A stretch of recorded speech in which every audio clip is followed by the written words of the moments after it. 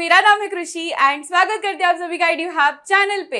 ये है आपका बायोलॉजी का फर्स्ट चैप्टर ऑफ द फटाफट series that is life processes. Life processes इतना लंबा चैप्टर है, 4 चैप्टर से बना हुआ ये एक बड़ा चैप्टर आज हम लोग करेंगे, एकदम कम से कम टाइम करने में फिनिश करेंगे। और मैं चाहती हूँ कि आप टेक्स्ट बुक खोल के भी बैठो ताकि आपका एनसीईआरटी रिवीजन भी साइड बाय साइड हो जाए। तो यहाँ पे कॉन्सेप्ट्स तो करेंगे बट वही पैराग्राफ जो टेक्स्ट बुक में है वो साथ साथ में आप करते जाओ ताकि आपका एनसीईआरटी रिवीजन भी साथ में हो जाए। और ज्यादा अटेंशन लगेगा आपके एंड से because it will be very fast, ठीक है, एकदम ज्यादा स्पीड में होने वाला है। जैसे एग्जाम के आधे घंटे पहले आप अपने दोस्तों को बोलते रहे यार फटाफट कॉन्सेप्ट समझा रहे, तो वैसे टाइप का ये रिविजन सेशन होने वाला है।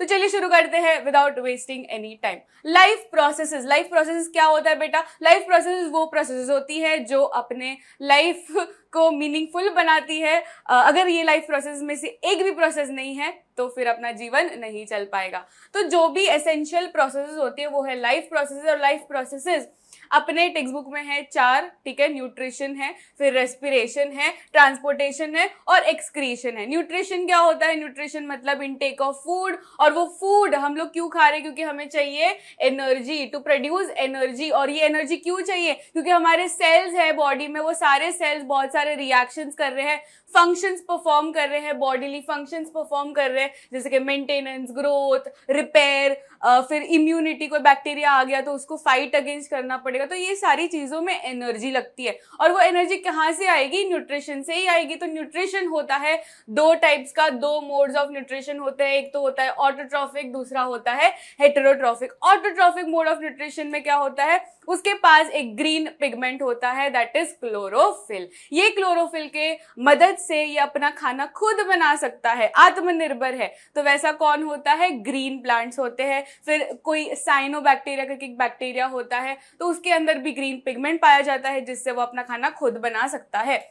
यहाँ पे आपको याद रखना ये फोटोसिंथेसिस के 3 जो मेजर प्रोसेसेस होते हैं। तो क्या होता है? फर्स्ट ऑफ ऑल तो जो होने वाला है प्लांट, वो प्लांट को एक रॉ मटेरियल्स लगेंगे फॉर परफॉर्मिंग फोटोसिंथेसिस और वो रॉ मटेरियल्स के मदद से वो अपना ये फोटोसिंथेसिस करेगा, that is synthesis of food. तो यहाँ पे फर्स्ट ऑफ ऑल क्या लगेगा? फर्स्ट ऑफ ऑल तो absorption of light energy by chlorophyll. तो क्लोरोफिल कहाँ पे प्रेजेंट है? जैसे मैंने कहा प्लांट्स में क्लोरोफिल रहता है जिससे वो फोटोसिंथेसिस कर पाता है। तो chlorophyll is present in the leaves, right. ये लीव्स में जो क्लोरोफिल है, ये क्लोरोफिल ने एब्जॉर्ब किया लाइट एनर्जी, तो उसको धूप मिला, वो धूप उसने एब्जॉर्ब कर लिया। किसने एब्जॉर्ब किया? क्लोरोफिल ने एब्जॉर्ब किया। एक बार उसने एब्जॉर्ब कर लिया लाइट एनर्जी तो उसको अभी कन्वर्ट करना पड़ेगा इनटू केमिकल एनर्जी। और ये केमिकल एनर्जी में कन्वर्जन, इसको क्या बोलते हैं? ये प्रोसेस को बोलते हैं स्प्लिटिंग ऑफ वाटर मॉलिक्यूल्स।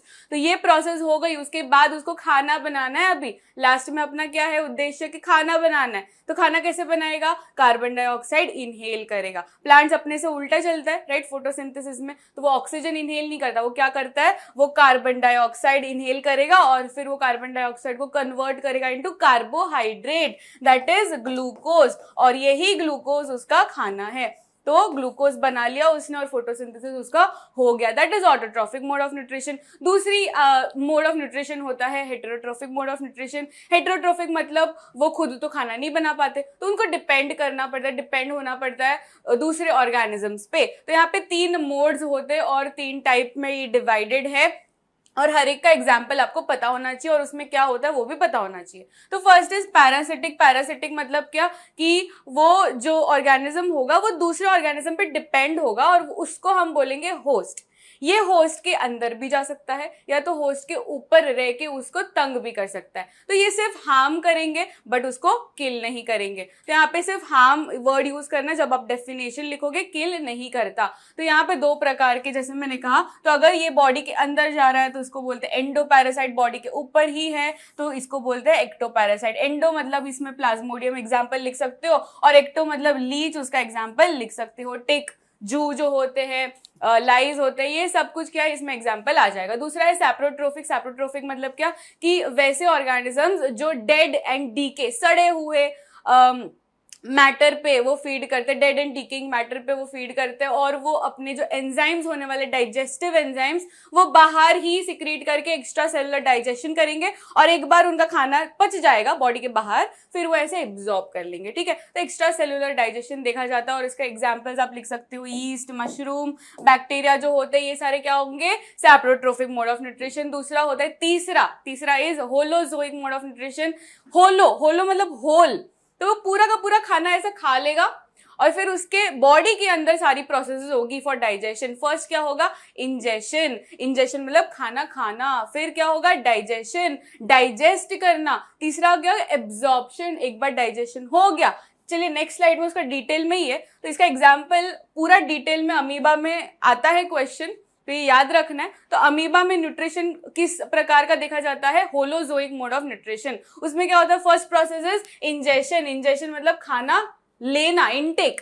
उसके बाद डाइजेशन, खाना गया अंदर तो उसको डाइजेस्ट करना पड़ेगा एंजाइम्स के थ्रू, तो डाइजेशन। थर्ड इज एब्जॉर्प्शन, तो एक बार डाइजेशन हो गया, what is digestion, conversion of complex food substances into simple food substances. तो ये सिंपल फूड सब्सटेंसेस को अभी एब्जॉर्ब करना पड़ेगा। एब्जॉर्ब कर लिया तो सिर्फ इंटेस्टाइन में नहीं रखेंगे एब्जॉर्ब करके, उसको अभी पहुंचाना पड़ेगा। शेयरिंग इज केयरिंग, तो यूटिलाइजेशन ऑफ दीज सब्सटेंसेस, इसको हम बोलते हैं एसिमिलेशन।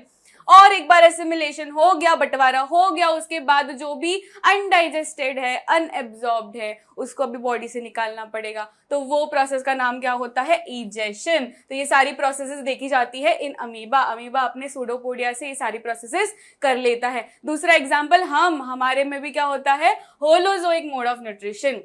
न्यूट्रिशन इन ह्यूमंस, ये आपको डिटेल में करना है, डाइजेस्टिव सिस्टम पढ़ना है। तो डाइजेशन कहाँ पे होता है हमारे बॉडी में, एलिमेंट्री कैनाल में होता है। Alimentary canal starts from mouth ends to anus, ठीक है। और यहाँ पे दूसरे ग्लैंड्स भी होते हैं, जो ग्लैंड्स मदद करने वाले, associated glands with the alimentary canal. तो स्टार्ट कहाँ पे होता है बच्चों, स्टार्ट होता है माउथ, या तो उसको हम बोलते हैं बक्कल कैविटी भी। बक्कल कैविटी में होती है टीथ, टंग, सलाइवरी ग्लैंड, ये तीनों चीजें आपको लिखनी है आंसर में।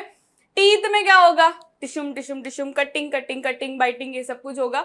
जो भी फूड खाया है उसको पहले कटिंग करेंगे, चॉपिंग करेंगे, ठीक है। एक बार चॉपिंग हो गया उसके बाद टंग उसका मूवमेंट करेगा, राइट। और उसके बाद सलाइवरी ग्लैंड्स अपना अमाइलेज, सलाइवरी अमाइलेज रिलीज करेंगे, जिससे क्या होगा, किसका ब्रेकडाउन होता है, very important question. Salivary gland जो सिक्रीट करते हैं सलाइवरी अमाइलेज, उससे किसका ब्रेकडाउन होता है, कार्बोहाइड्रेट्स, डाइजेस्ट स्टार्च, और स्टार्च से वो डाइजेस्ट करेगा, माल्टोज में वो कन्वर्ट करता है। माउथ में क्या बनता है, माल्टोज शुगर बनती है। उसके बाद माउथ के बाद क्या होगा, ईसोफेगस। ईसोफेगस को क्या बोलते हैं हम लोग, फूड पाइप। फूड पाइप में जाके वो सिर्फ क्या करता है, पेरिस्टालसिस मूवमेंट कर करके ये जो फूड है वो फूड को आगे पहुंचाएगा, पैसेज देगा।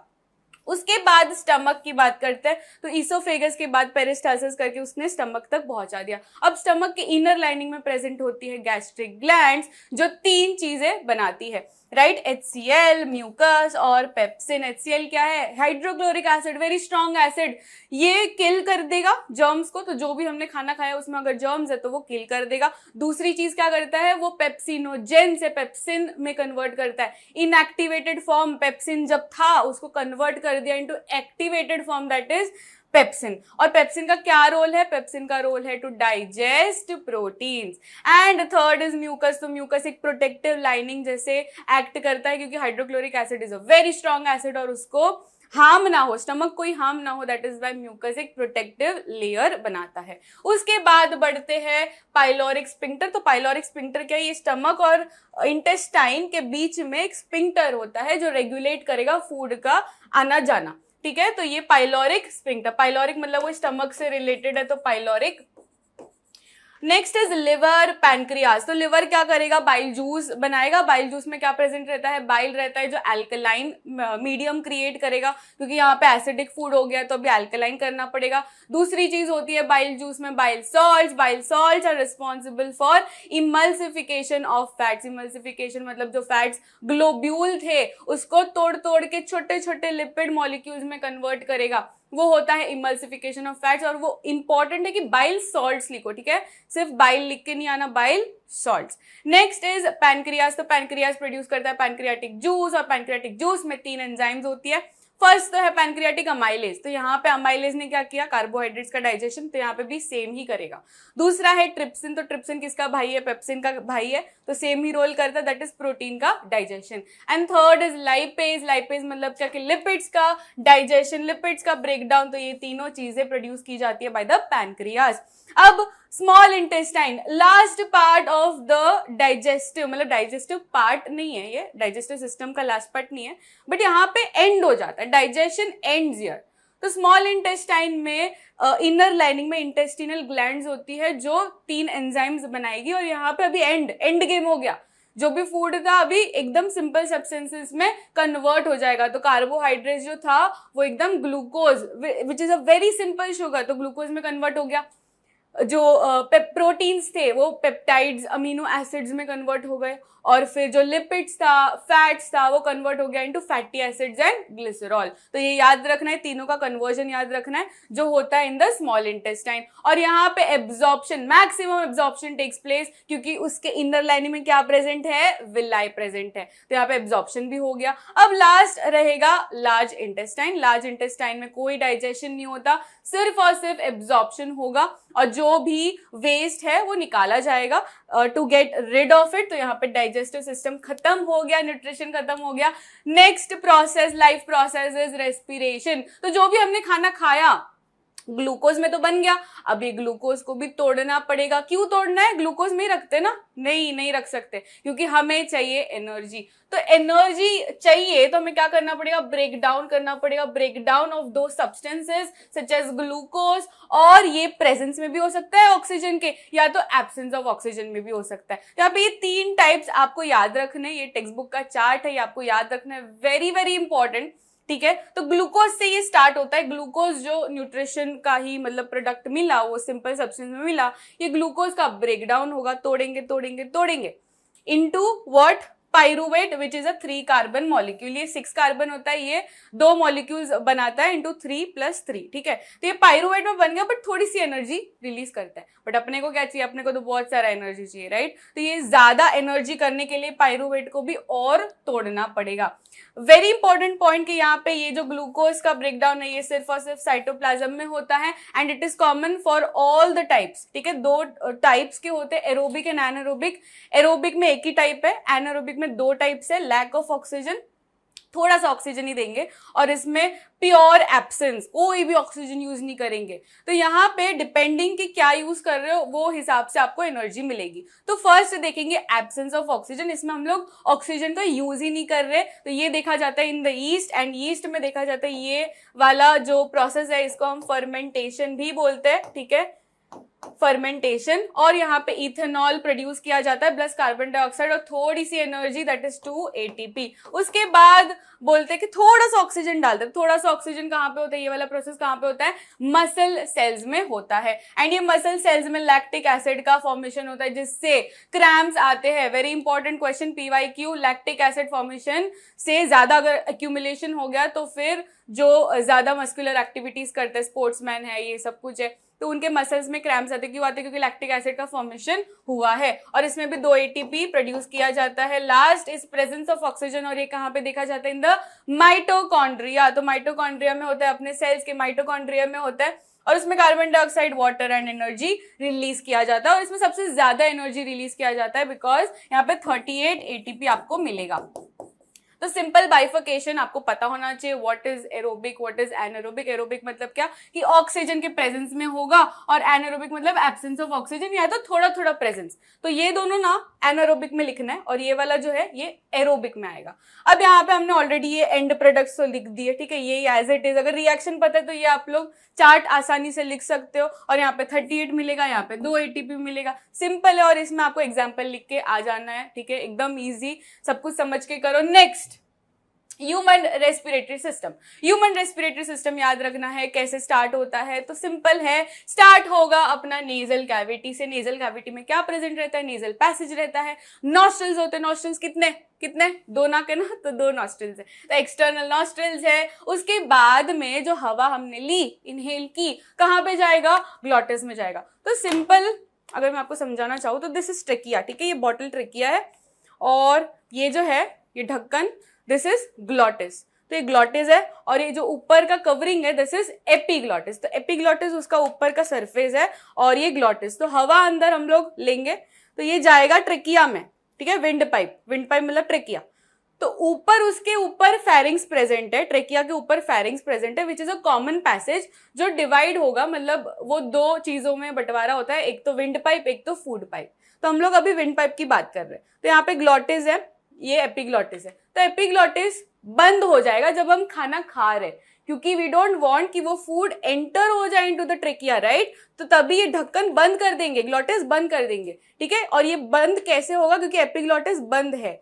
जब हम लोग इनहेल करेंगे तो तभी एपिग्लॉटिस खुल जाएगा ताकि हवा अंदर जाए, ठीक है। I hope you all understood it. तो ये एपिग्लॉटिस, ग्लॉटिस, उसके बाद में कहा जाएगा, बॉटल में जाएगा, दैट इज ट्रेकिया। ये ट्रेकिया के बाद उसका और बंटवारा होता है into left and right bronchi. तो यहाँ पे आप देख रहे हो ये जो ट्रेकिया है, ऑल्सो वेरी इंपॉर्टेंट कि यहाँ पे ट्रेकिया में आपको देखने को मिलेंगे रिंग्स ऑफ कार्टिलेज, सिर्फ ऊपर से ऐसा आगे के साइड में आपको देखने को मिलेंगे, सिर्फ दिखावे के लिए है ये रिंग्स ऑफ कार्टिलेज, बट पीछे से देखोगे तो नहीं दिखेगा। तो सिर्फ सी शेप्ड रहते हैं रिंग्स ऑफ कार्टिलेज, और वो क्यों रहते हैं, ताकि ये कोलैप्स ना हो जाए। हवा हल्की फुल्की होती है ना, तो उसको एक ही प्लेस में रखने के लिए, ट्रेकिया को एक ही प्लेस में रखने के लिए, कोलैप्स ना हो जाए, दैट इज वाई ये रिंग्स ऑफ कार्टिलेज प्रेजेंट रहते हैं। तो रिंग्स ऑफ कार्टिलेज हो गया। फिर उसके बाद ये ट्रेकिया जो है ये डिवाइड होता है into left and right bronchi, और लेफ्ट एंड राइट ब्रोंकाई और डिवाइड होंगे इनटू ब्रोंकियोल्स। तो ब्रोंकियोल्स में डिवाइड होंगे और ये ब्रोंकियोल्स लास्ट में जाके टर्मिनेट होंगे इनटू एल्वियोलाई। एल्वियोलाई क्या होता है, बलून लाइक स्ट्रक्चर्स होते हैं जिसमें एक्सचेंज ऑफ गैसेस होने वाला है। कार्बन डाइऑक्साइड, ऑक्सीजन, ये सब जो गैसेस है उसका एक्सचेंज कहाँ पे होता है, पर्टिकुलरली इन द एल्वियोलाई। तो एल्वियोलाई होते हैं, बहुत सारे एल्वियोलाई होते हैं अपने लंग्स में, और उसमें क्या होता है, उसके आजू बाजू बहुत सारे ब्लड वेसल्स आपको देखने को मिलेंगे, ब्लड कैपिलरीज देखने को मिलेंगे। क्यों जा रहे हैं उधर, क्योंकि उनको अपना जो ब्लड है ना, वो ब्लड में बहुत सारा अगर कार्बन डाइऑक्साइड है तो वो एल्वियोलाई के पास जाएंगे और एल्वियोलाई उसको क्या करके देगा, ऑक्सीजन डाल के देगा ताकि अच्छा ब्लड बन जाए। एंड दैट इज उसके आमने सामने बहुत सारे ब्लड कैपिलरीज हमेशा रहते हैं, जैसे कि अमिताभ बच्चन के बंगलों के आजू बाजू हमेशा संडे को देखो हमेशा पब्लिक रहेगा, वैसा एल्वियोलाई के आजू बाजू क्या रहेगा, हमेशा ब्लड कैपिलरीज रहेगा, ठीक है। तो ये हो गया। और ये सारी चीजें कहाँ पे प्रेजेंट होती है भाई, ये लंग्स में प्रेजेंट होती है। तो ये सारा हो गया ह्यूमन रेस्पिरेटरी सिस्टम। अब third life process that is transportation. Transportation क्यों करते हैं, ट्रांसपोर्टेशन इसलिए जरूरी है क्योंकि बहुत सारी चीजें हैं हमारे बॉडी में, तो एक पॉइंट से दूसरे पॉइंट तक पहुंचाना है, एक सेल से दूसरे सेल तक पहुंचाना है। तो कैसे पहुंचाएंगे, थ्रू अ ट्रांसपोर्टिंग फ्लूइड। एक सिस्टम तो होना चाहिए ना, that system is called as transportation system. तो ये दो ऑर्गेनिज्म में हम लोग देखेंगे, फर्स्ट तो है प्लांट, दूसरा है एनिमल्स, और एनिमल्स में हम अपनी बात करेंगे और दूसरे में थोड़ा थोड़ा ओवरव्यू देखेंगे।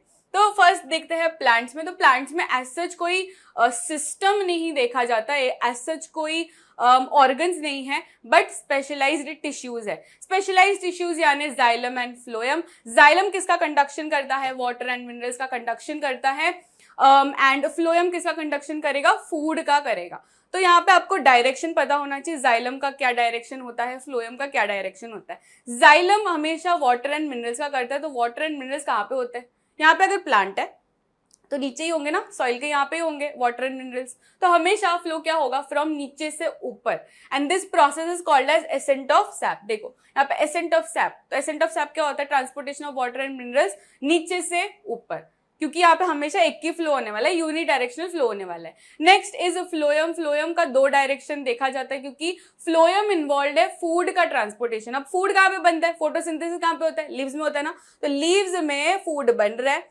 अब ये लीव्स से सारे पार्ट्स ऑफ द प्लांट तक पहुंचाना है, ऊपर भी देना है नीचे भी देना है। तो यहाँ पे दो डायरेक्शन देखा जाता है, बाई डायरेक्शनल फ्लो देखा जाता है, और ये प्रोसेस का नाम क्या होता है, ट्रांसलोकेशन। ट्रांसलोकेशन मतलब क्या, कि transport of food from the green parts of the plant to the non green parts of the plant. तो ये प्रोसेसेस याद रखनी है। दूसरी क्या चीज है, आपको कंपोनेंट्स पता होना चाहिए। जाइलम का क्या कंपोनेंट्स है, तो 4 कंपोनेंट्स होते हैं, जाइलम के भी 4, फ्लोएम के भी 4। अब ये दोनों में कॉमन चीज आपको देखने को मिलेगी, पैरेन्काइमा और फाइबर्स। तो ये तो कॉमन है, दोनों में लिख के आना है। दूसरी जो दो चीजें हैं अलग अलग दोनों में, ये कैसे याद रखना है, जाइलम के घर पे टीवी है, टीवी मतलब ट्रेकिड्स एंड वेसल्स, और उसके घर में एससी है, that is sieve tubes and companion cells. बस, तो फिर हो गया, ये हो गया अपना दिस इज डन। अब देखेंगे एनिमल्स में, तो एनिमल्स में भी होता है ट्रांसपोर्टेशन, उसके अंदर तो भाई अच्छी तरीके से वेल डेवलप सिस्टम रहता है, फ्लूइड देखा जाता है, ट्रांसपोर्टेशन फ्लूइड देखा जाता है, that is blood and lymph. हमारी बात कर रहे हैं हम लोग ब्लड एंड लिम्फ। तो ब्लड क्या है? Blood is a fluid connective tissue, उसमें होते हैं सेल्स, 4 कंपोनेंट्स होते हैं, आरबीसी, डब्ल्यूबीसी, प्लेटलेट्स और प्लाज्मा। प्लाज्मा क्या करेगा? स्विमिंग करने में मदद करेगा। वो सारे जो सेल्स है, सॉलिड कंपोनेंट्स है, उसको स्विमिंग करना है तो एक फ्लूइड लगेगा, दैट इज प्लाज्मा। तो ये हो गया ब्लड, और ब्लड में बहुत सारी चीजों का लेन देन होता है, जैसे कि गैसेस, हार्मोन्स, न्यूट्रिएंट्स, ग्लूकोज आ गया, अमीनो एसिड्स, विटामिन, हार्मोन, सब कुछ हो गया, ठीक है। तो सभी चीजों का ट्रांसपोर्टेशन होता है थ्रू ब्लड। दूसरा होता है lymph. Lymph is what? Tissue fluid. तो ये भी ब्लड से ही आया हुआ बंदा है, बट वो अभी टिश्यूज के बीच में रह रहा है, इसलिए उसका नाम क्या हो गया? टिश्यू फ्लूइड, ठीक है। तो ये भी ट्रांसपोर्टिंग करने में मदद करता है। अब देखेंगे डबल सर्कुलेशन, इसके ऊपर मैंने डिटेल में बनाया है ऑलरेडी वीडियो, तो वो आप देख सकते हो। एंड यहाँ पे सर्कुलेशन 2 प्रकार के होते हैं, double circulation, single circulation, that depends के वो कितने चेंबर का हार्ट है। तो 2 चेंबर, 3 चेंबर रहेगा तो उसमें double circulation is not possible.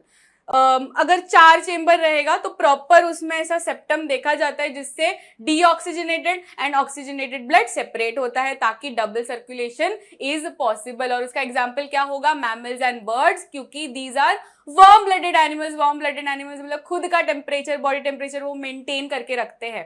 कोई भी एनवायरमेंट हो, वो खुद का बॉडी टेम्परेचर वही मेंटेन करके रखेंगे। बट कोल्ड ब्लडेड, 2-3 चेंबर वाले वैसे रहते हैं कोल्ड ब्लडेड, उनको फर्क मतलब पड़ता है डायरेक्ट कि जो भी एनवायरनमेंट चेंज आएगा तो उसका बॉडी टेम्परेचर भी चेंज हो जाएगा, तो उसमें सिर्फ सिंगल सर्कुलेशन देखा जाता है, ठीक है। तो डबल सर्कुलेशन हो गया, इसमें देख सकते हो वो वीडियो पूरा डिटेल में दिया है। और ब्लड, तो ब्लड जो ट्रांसपोर्टिंग फ्लूइड है तो उसको एक पाइपलाइन लगेगा, है ना, सवारी लगेगी। तो कौन है सवारी? ब्लड वेसल्स सवारी है। आर्टरीज, वेन्स एंड कैपिलरीज, ये 3 प्रकार के ब्लड वेसल्स देखे जाते हैं हमारे बॉडी में। आर्टरी में हाई प्रेशर में ब्लड फ्लो होता है और इसलिए बैक फ्लो होने के चांसेस नहीं है, ठीक है। एकदम फट फट फट फट फट फट फ्लो होता है एंड दैट इज वाई इसमें कभी भी बैक फ्लो नहीं होगा। बट वेन्स एंड कैपिलरीज में एकदम हल्लू हल्लू, एकदम slow slow, and that is why back flow होने के चांसेस है, and that is why valves are present in veins and capillaries. And हमेशा, मतलब हमेशा नहीं, एक एक्सेप्शन है, पल्मोनरी आर्टरी, पल्मोनरी वेन, दोनों का एक्सेप्शन है। Arteries usually carry oxygenated blood, veins usually carry deoxygenated blood.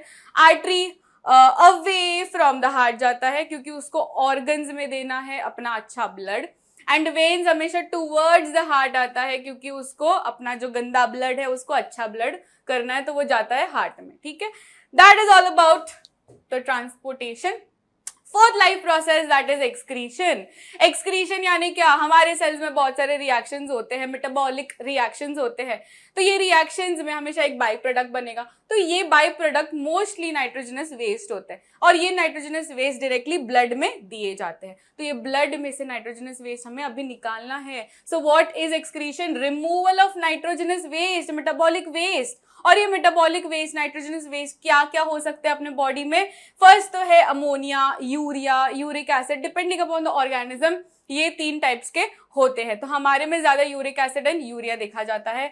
Next is carbon dioxide. तो carbon dioxide is also a waste, right. हम लोग सांस लेते हैं, ऑक्सीजन लेते हैं, कार्बन डाइऑक्साइड रिलीज करते हैं, तो ये भी क्या हो गया? एक वेस्ट प्रोडक्ट हो गया। दूसरा होता है एक्सेस वाटर, तो ज्यादा अगर पानी पी लिया तो बॉडी में रख के मतलब नहीं है, तो वो भी निकाला जाता है। तो ये दोनों चीजें निकाली जाती है थ्रू यूरिन।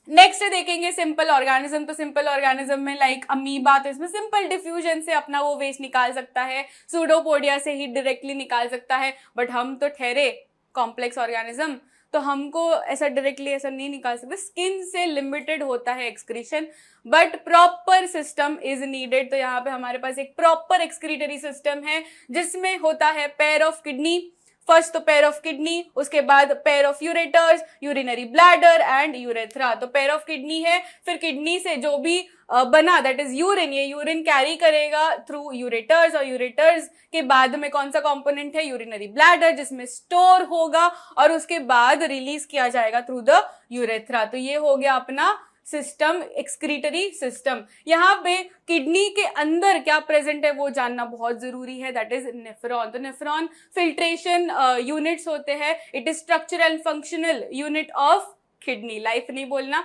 किडनी। तो यहाँ पे किडनी में बहुत सारे मिलियंस ऑफ नेफ्रॉन्स होते हैं। तो नेफ्रॉन्स के दो पार्ट्स होते हैं, ठीक है।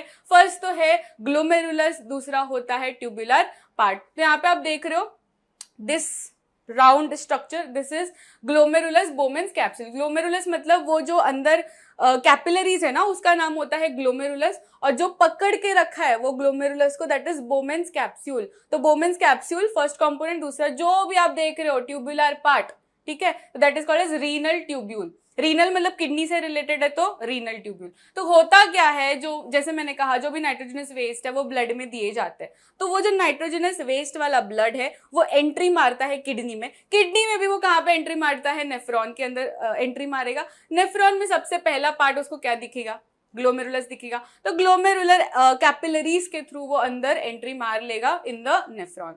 तो बोमेन्स कैप्सूल की जो लाइनिंग होती है उसमें छेद होते हैं जिससे फिल्ट्रेशन इज पॉसिबल। जैसे आप चाय को छानते हो तो जो ऊपर चाय पत्ती है वो उधर ही रह जाती है और नीचे क्या होता है, चाय आती, तो वैसा ही कुछ फिल्ट्रेशन होता है अपने नेफ्रॉन में। तो जो भी नाइट्रोजनस वेस्ट थे वो तो फिल्टर हो गए, बट साथ ही साथ जो यूजफुल सब्सटेंसेस थे उसको भी डिक्लेयर कर देता है ये ग्लोमेरुलस की ये वेस्ट है, जाने दो इसको, जाने दो, बट ये एक्चुअल में वेस्ट नहीं है। जैसे कि amino acid, glucose, hormones, excess water, nitrogenous waste, सब कुछ उसने बोल दिया कि यार फेंक दो इसको, नहीं चाहिए अपने को।